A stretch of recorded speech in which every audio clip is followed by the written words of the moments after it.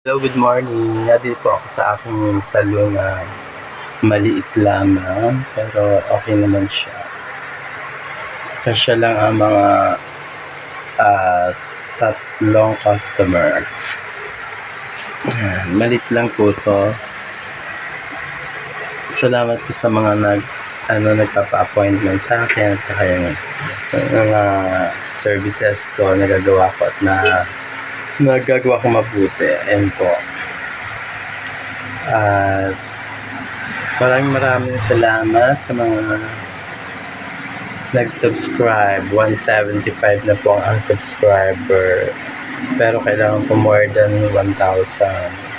Tulungan naman po ako na dumami ang mag-subscribe po kayo para dumami ang aking subscriber, kahit po hindi gaano maganda yung aking mga vlog, kasi gusto ko pong mapalaki to pag nagka-pera na, para hindi po sikip. Sikip-sikip po dito pag mga 10 hindi makasya, parang ng sardinas. Gusto ko pong mapataasan, kasi pag naulan bahana, bago ito pa paayos ko rin, kasi pag naulan na ang piyas, pasok ang tubig, nababasa yung nagpaparibay, nababasa, ayan, labas. Nagpagawa na ako ng tarpaulin, yung ilagay ko ang pangalan ko at contact number.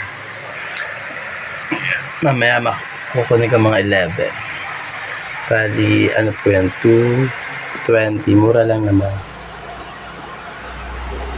So, bali yung mga nagkakandidato pag nagpagawa ng tarpaulin, ba ang laki na kinikita ng Kodak, di po ang diba? Ang laki ng kita ngayon ng mga ganyan, na mga nagtatarpaulin, pagbotohan.